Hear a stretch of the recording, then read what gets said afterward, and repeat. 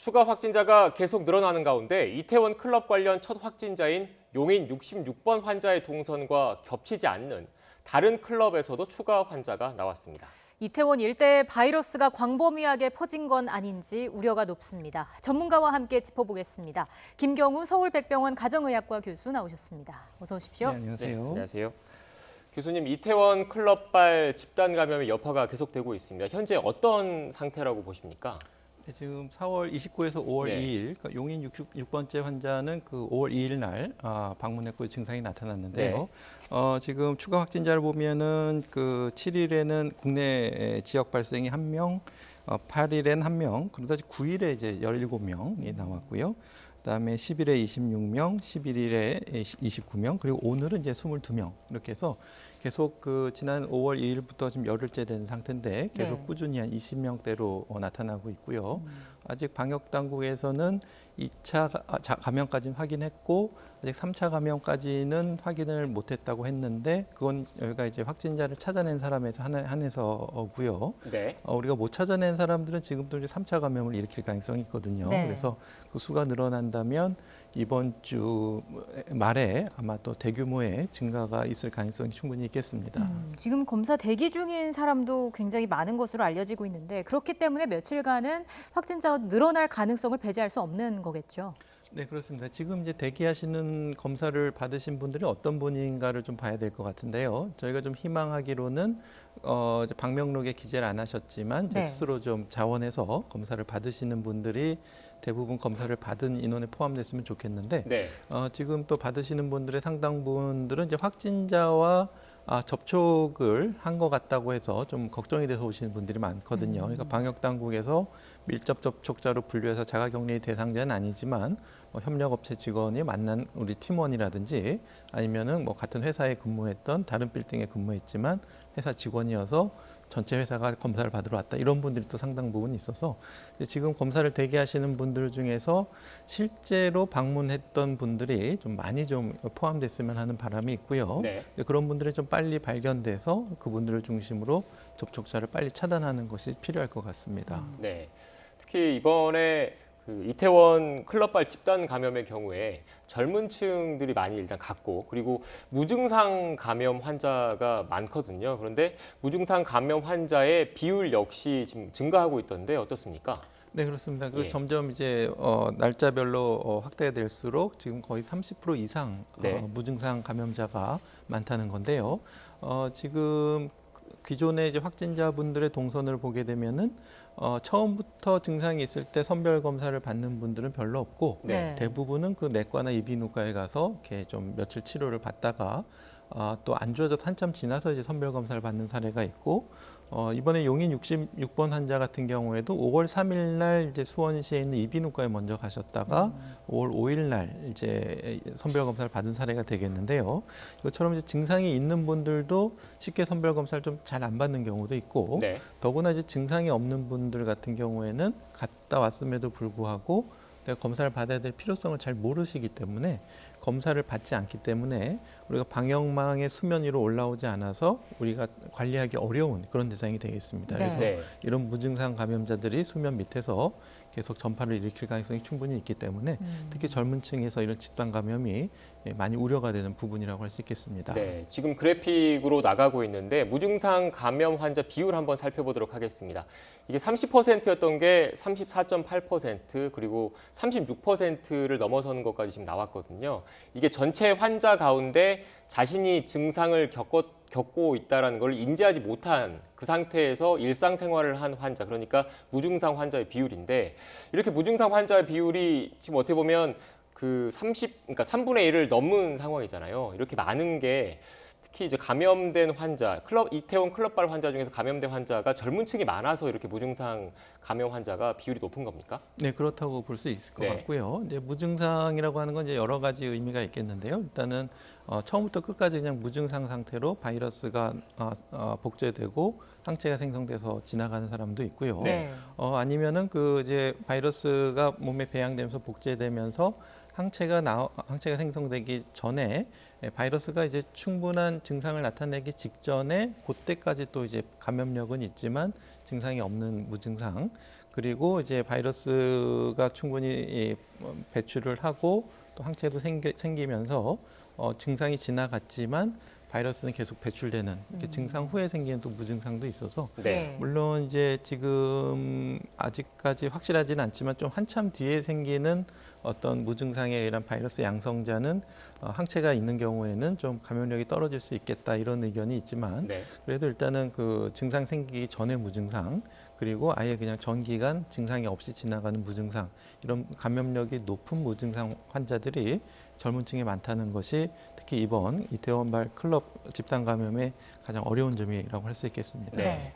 자, 그리고 또 하나의 특징이라고 한다면 이태원이라는 그 장소의 특성상 외국인들이 많이 방문을 했을 것으로 추정이 되고 있는데 소재 파악이 쉽지 않은 것도 우려되는 사항 중 하나 아니겠습니까? 네, 그렇습니다. 그래서 물론 이제 한국 분이라고 해도 이제 방명록을 좀 허위로 기재하신 경우도 있고 네. 그런 분들은 그 위치 추적 전화기를 사용해서 추적을 지금 하고 있는 중이겠고요. 네. 외국인 같은 경우에도 장기 체류 외국인 같은 경우에는 뭐 이제 국내 이동통신사를 써서 추적이 가능하겠지만 말씀하신 것처럼 단기 방문한 위치 추적이 좀 어려운 외국인 분들 상당히 있기 때문에 네. 그런 분들을 통한 감염이 또 좀 위험이 좀 많이 있을 것 같고요. 또 이제 알려진 바로는 일부 그 주한미군 같은 경우에 이제 우리나라에 입국하는 경우랑 좀 다르기 때문에 네. 그런 분들은 좀 주한미군 당국에서 좀 자체적으로 관리를 좀 잘 해주시기를 바라는 부분도 좀 필요할 것 같습니다. 네. 그리고 또 우려되는 게 광주, 전남, 강원 교육청에서 자체 조사를 했는데 해당 지역 원어민 교사들이 그 기간에 이태원 일대를 방문했다라고 일단 파악이 됐습니다. 우려되는 부분이겠죠. 아무래도 학교에서 근무하시는 분들이니까요. 네, 그렇습니다. 그래서 이분들이 이제 학교 등교 계약을 했을 때 이제 학생들에게 감염될 수 있는 그런 위험성이 충분히 있을 것 같고요. 물론 아직까지는 이 원어민 교사들을 대상으로 한 검사에서 아직까지는 다 음성이 나왔기 때문에 다행이긴 합니다만은 접촉 후 노출 후에 14일은 좀 지켜봐야 되기 때문에 조금 더 추이를 지켜봐야 될 것 같고요. 이것처럼 이제 등교 계약을 했을 때 학교 내에서 집단 감염이 생길 수 있는 원인이 학생을 통한 집단 감염도 있겠지만 교사라든가 이제 원어민 교사라든가 또 아니면 다른 일로 뭐 급식을 담당하시는 분이라든지 다양한 경로로 학교 내에 감염이 유입될 수 있다는 점에서 학교 방역에 더 꼼꼼한 검토가 더 필요할 것 같습니다. 네. 네. 지금 확진자 발생 양상을 다시 한번 좀 되돌아보면 황금 연휴 기간에 전국 각지에서 올라와서 다중 접촉이 이루어진 후에 다시 흩어져 나간 형태로 보이거든요. 지역사회 감염 우려는 어느 정도 있다고 보시는지요? 네, 그 충분히 각 전국으로 지역사회 감염 위험이 충분히 있겠고요. 네. 비슷한 사례가 대구 신천지 교회 대구 모임처럼 대구 교회 모임 때 전국에서 교인이 왔다가 흩어지면서 또 전국에서 산발적인 감염을 일으켰는데 그때와의 차이점은 그래도 신천지는 좀 교인 명단이라도 좀 있었는데 지금 이 신천지 교회 모임과 좀 차이점은 지금 저희가 아직 교수님 잠시만요. 네네. 지금 중앙방역대책본부 브리핑이 시작된 것 같습니다. 현장으로 가보겠습니다.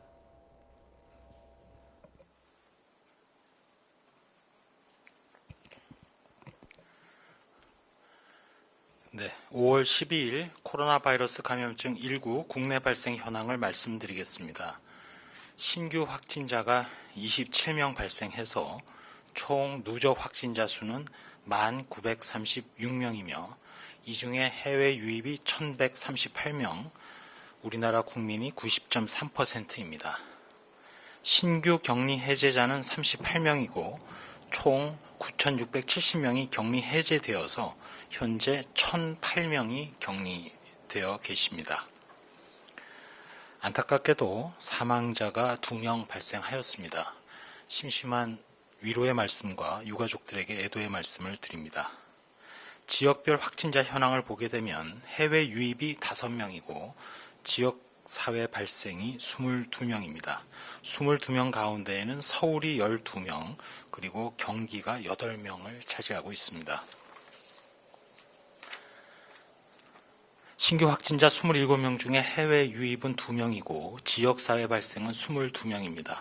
그중에 해외 유입 확진자의 추정 유입 국가가 미주 2명, 유럽 1명, 아프리카 1명, 기타 1명입니다.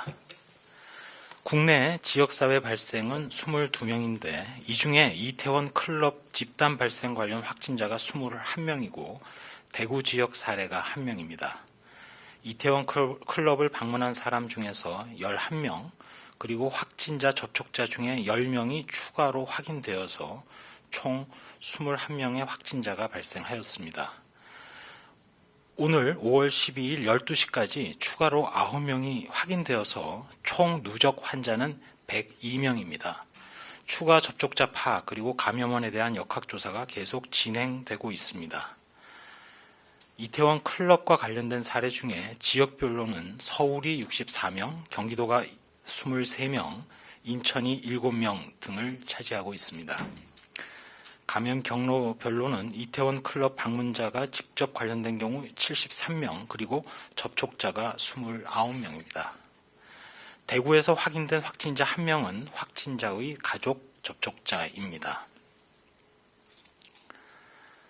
저희 중앙방역대책본부에서는 지난 4월 24일부터 5월 6일까지 서울 이태원에 소재한 클럽이나 주점 등을 방문하신 분은 우선 외출을 자제하고 자택에 머무르면서 관할 보건소나 1339에 문의해서 증상에 관계없이 선별진료소를 방문하여 진단검사를 받을 것을 요청드립니다. 지자체와 의료기관의 선별진료소에서도 방문시설의 종류나 증상 유무와 관계없이 적극적으로 진단검사를 실시해 주시기 바랍니다. 현재 코로나19의 지역사회 발생이 증가하고 있습니다. 각별한 주의를 당부드립니다. 클럽 등의 유흥시설은 지난 5월 8일 내려진 행정명령에 따라 운영을 자제할 것을 권고한 바 있습니다. 혹시나 불가피하게 운영할 때라도 방역 수칙을 준수하여야 합니다. 개별 지자체별로 감염병 예방 법령에 따라 집합 금지 등 추가적인 조치가 이뤄진 경우 이를 반드시 따라야 합니다. 불가피한 운영 시에 준수해야 될 방역 수칙으로는 입장을 한 후에도 음식물 섭취를 제외하고는 원칙적으로 마스크를 착용해야 합니다. 방역 관리자가 지정되어야 하고 출입자 명단 작성 시 신분증을 반드시 확인하여야 합니다. 이를 준수하지 않을 경우에는 처벌 및 확진자 발생 시 손해배상을 청구받을 수 있습니다. 국민 여러분께서는 개인 방역 5대 기본 수칙을 준수하고 클럽이나 주점 등 유흥시설과 같이 사람들이 많이 모여서 밀접한 접촉을 하는 실내 밀폐시설에 대해서는 방문을 자제해 주시기 바랍니다. 발열이나 호흡기 증상이 있으면 외출이나 출근을 하지 말고 증상이 심해질 경우 콜센터 보건소에 문의해서 진료 검사를 받으시고 무엇보다도 의료기관에서도 환자가 의심 증상이 있을 경우에는 적극적으로 검사를 시행해 주실 것을 요청드립니다. 최근 상황과 관련해서 추가로 당부 말씀 올리도록 하겠습니다. 현재 이태원 클럽 관련 집단 발생은 여러 가지 가능성을 상정하고 있습니다. 최선의 상황은 한정된 유행이 초기에 발견된 상황이 될 것입니다. 가장 나쁜 최악의 상황은 지역사회에 이미 많은 전파가 이루어진 후에 늦게, 즉 지연 발견된 경우가 될 것입니다.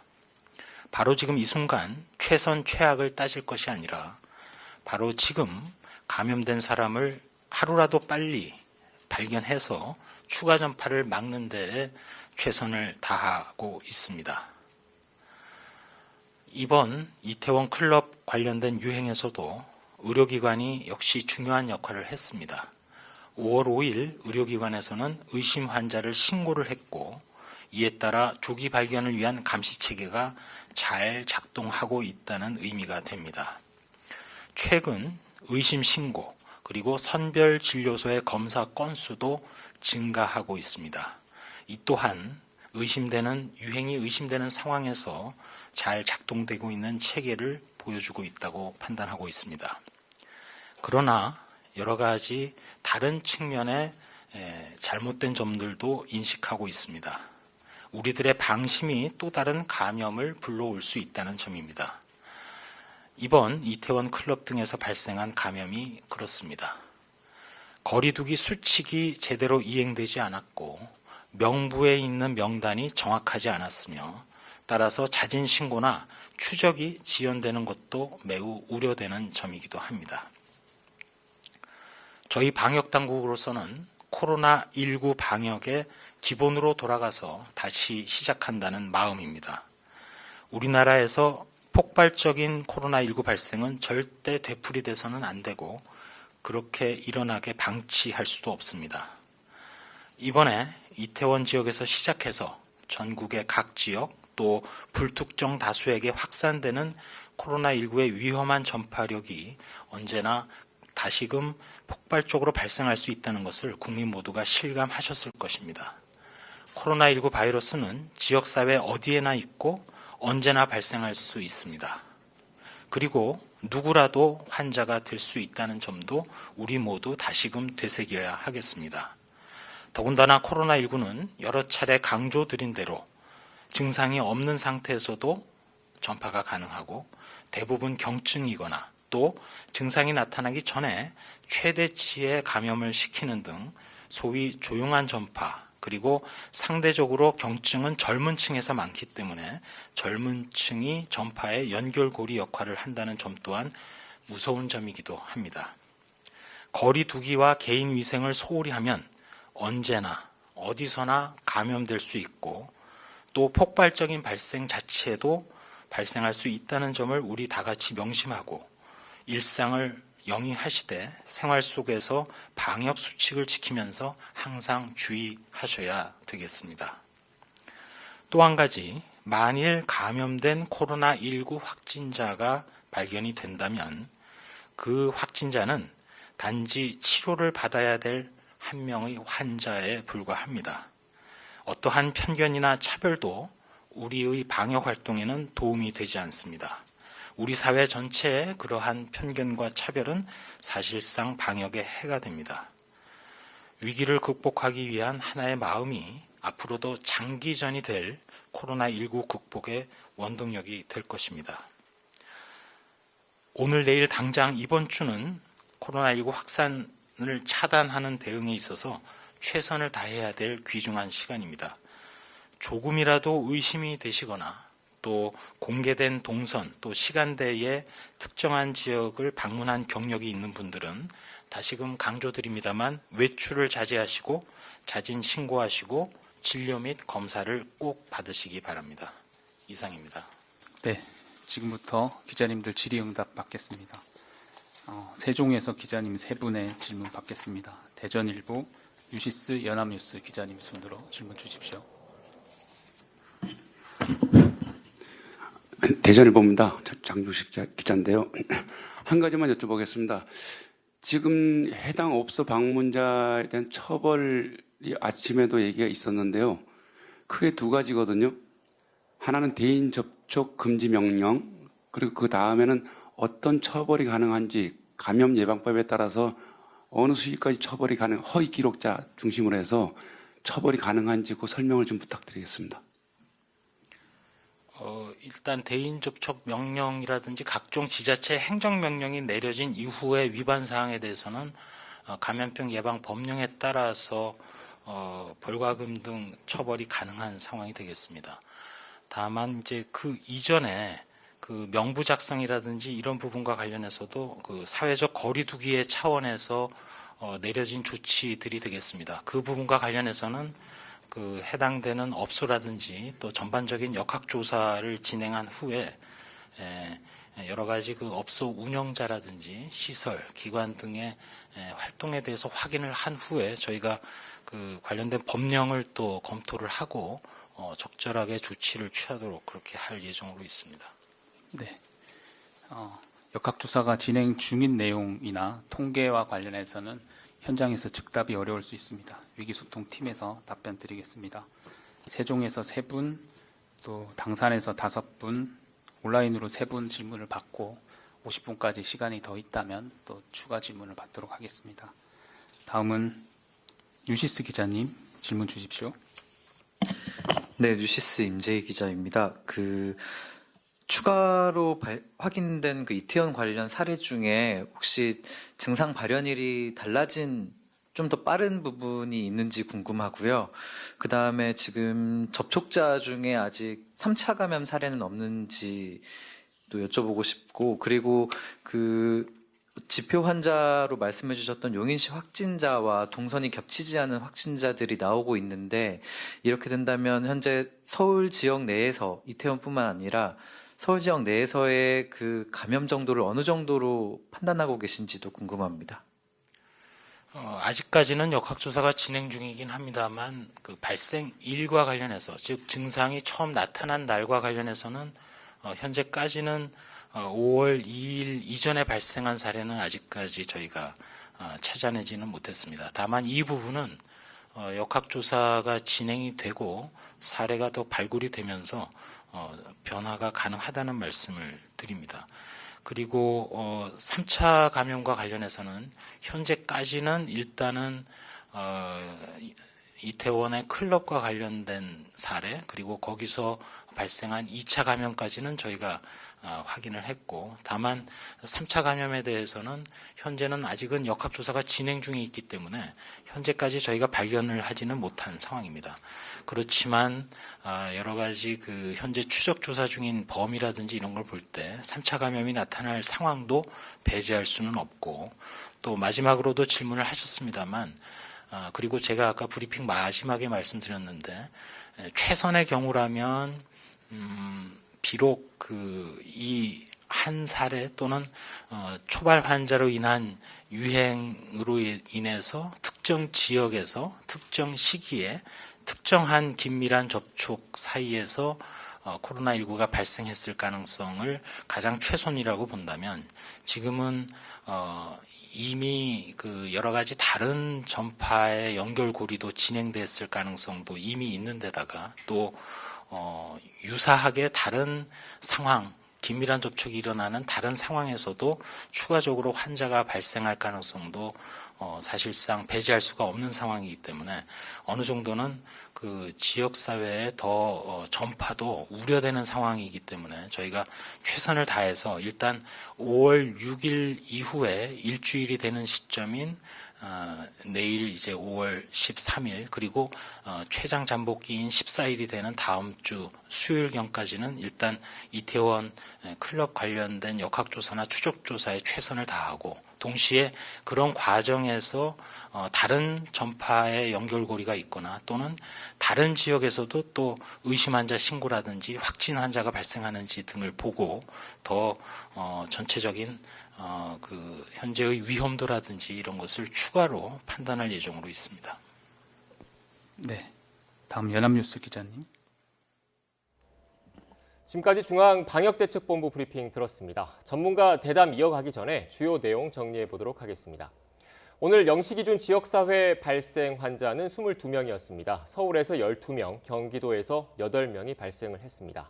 지역사회 신규 환자 22명 가운데 이태원 클럽 관련 확진자가 21명으로 집계가 됐습니다. 오늘 정오 기준 이태원 클럽 관련 확진자는 102명으로 늘었습니다. 앞서 오전 10시 기준 통계에서는 101명이었는데요. 조금 전 통계에서 102명으로 1명 더 늘었습니다. 클럽 방문 확진자가 73명이고요. 2차 감염 환자는 29명으로 집계가 됐습니다. 조금 전 브리핑에서 질의응답 과정에서 나온 얘기인데 아직 3차 감염 사례는 파악되지 않았다라는 내용이 있었습니다. 그리고 지난 4월 24일부터 오는 지난 5월 6일까지 이태원 클럽 방문자는 무료 진단 검사를 실시한다는 내용도 포함이 됐습니다. 네, 지금까지 중앙방역대책본부의 브리핑 전해드렸습니다. 이어지는 브리핑과 질의응답은 YTN 유튜브 채널을 통해 계속해서 시청하실 수 있습니다. 네, 그럼 전문가 대담 계속 이어가도록 하겠습니다. 교수님, 앞서 방역당국도 잠깐 언급을 했는데 이태원 클럽발 집단 감염에서 또 걱정스러운 부분이 이제야 발생한 것이냐 아니면 이제야 발견된 것이냐 이 부분인 것 같습니다. 이태원 클럽에서 발생한 확진자가 이제 발생한 게 아니라 이미 그 전에 뒤늦게 그러니까 이미 그 확진을 감염돼 있는 상태였는데 이제 와서 뒤늦게 발견된 상태. 이게 더 어떻게 보면 우려스러운 부분이라고 볼 수 있는 거죠. 그렇습니다. 말씀하신 것처럼 이제 발견된 그 증거가 네. 그 66번 환자와 비슷한 시기에 이미 증상 발현한 다른 감염자가 있었다는 것. 네. 그리고 66번 환자가 방문했던 곳 이외의 장소에서 감염자가 발생됐다는 것. 이것은 이미 그 여러 연결고리가 이미 있었는데 네. 이제서야 발견됐다라고 보는 게 맞을 것 같습니다. 네. 그런 만큼 뭐 브리핑에서도 언급이 됐습니다만은 3차 감염 가능성도 배제를 할 수가 없는 상황인데 이를 막기 위해서 최우선적으로 취해야 할 방역 조치는 뭐가 있을까요? 네, 일단 저희가 그 찾아낸 방역망 안에 있는 사람들은 이제 그 격리를 통해서 추가적인 3차 감염을 막고 있는데 네. 우리가 찾아내지 못한 그런 사람들은 계속 지금 감염이 일어나고 있을 거거든요. 그래서 그런 사람들을 통한 감염은 비단 뭐 클럽을 통한 것이 아니라 뭐 식당이라든가 다중이용 시설에서 그냥 뭐 실내 헬스 클럽 같은 데서 같이 운동하다 걸릴 수도 있고 그런 지역사회에서 3차 감염이 충분히 일어날 수 있기 때문에 일단은 지금은 그 최대한 강력한 사회적 거리두기를 통해서 조용한 전파자, 증상이 있지만 발견되지 않으면서 계속 감염을 일으키는 사람으로부터 저희가 전파를 차단하려면 지금까지 해왔던 것처럼 사회적 거리두기, 개인 위생을 철저히 하고 하는 수칙을 철저히 지키는 것이 중요할 것 같습니다. 네, 앞서 방역당국 질의응답 과정에서 나왔던 얘기인데 아직 3차 감염은 파악되지 않았지만 3차 감염 가능성은 배제할 수 없다 이런 얘기가 있었습니다. 그러면서 잠복기까지 지켜봐야 한다 이런 그 당국 그 관계자의 발언이 있었는데 이 의미를 되짚어 본다면 언제까지 그 추가 환자가 나올 가능성이 많은 환자가 나올 가능성이 있다고 볼 수 있을까요? 네, 이렇게 알려지기로는 그 바이러스에 노출되고 네. 증상이 나타나기까지는 이제 하루에서 14일 정도 네. 이렇게 보이고 있고요. 그리고 감염을 시킬 수 있는 시기는 증상 발현 한 이틀 전부터도 네. 바이러스 농도치가 굉장히 높기 때문에 감염성이 높고요.